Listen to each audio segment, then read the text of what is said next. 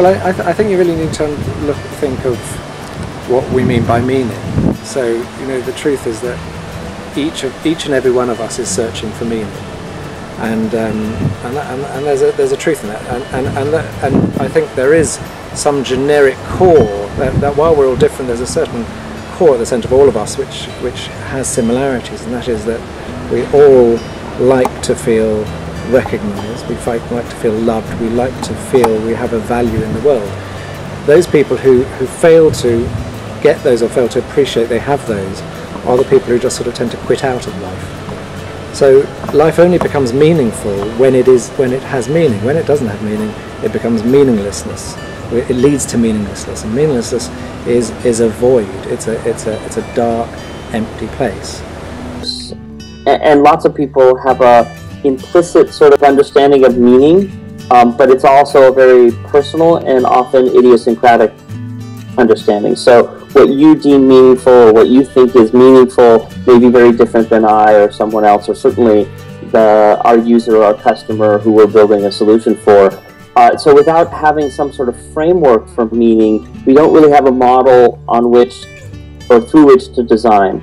And that's, I think, limiting our ability to deliver meaningful products and services and systems and experiences. I think meaning is often subjective and idiosyncratic and very much linked to a kind of localized ideology and, you know, our own personal experiences, our personality, our culture and our communities.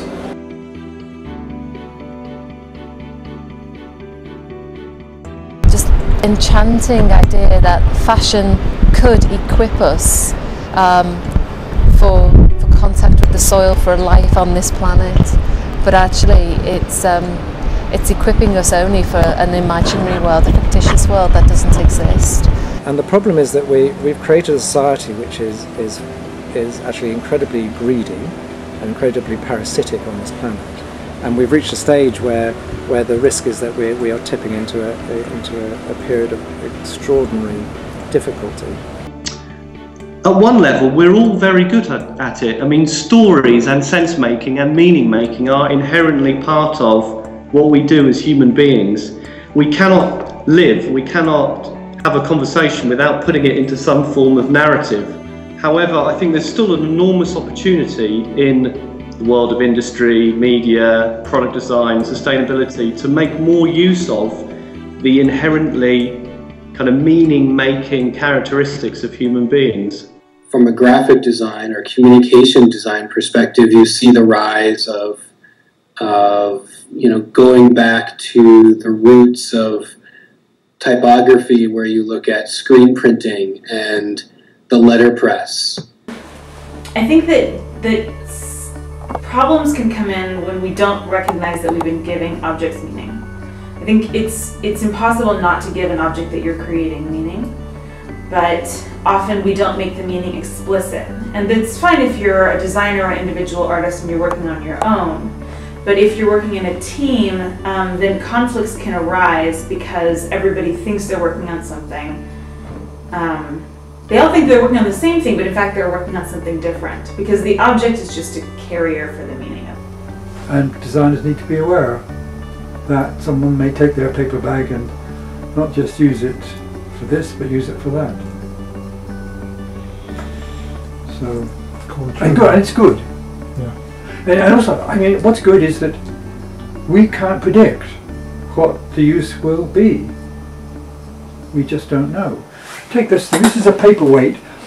Someone gave it. Well, we designed this in my studio. We designed this unicorn as a logotype for somebody's company.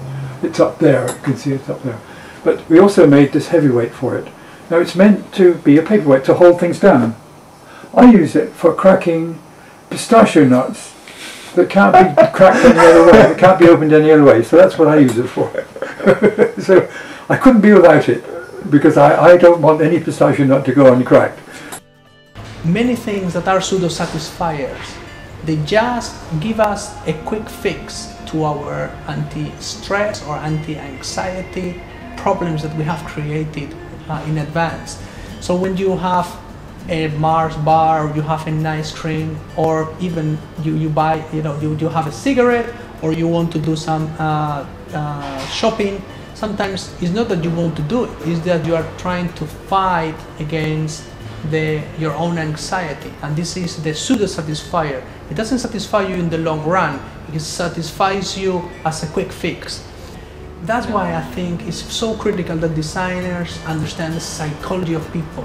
A designer with a marketeer or a sociologist mind, it would be able to provide that, that level of products.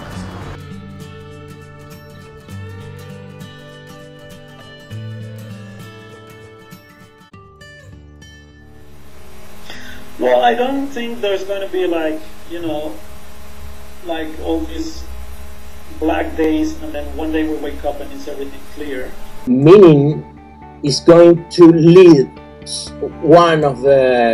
is going to be one of the big leading points in the design processes.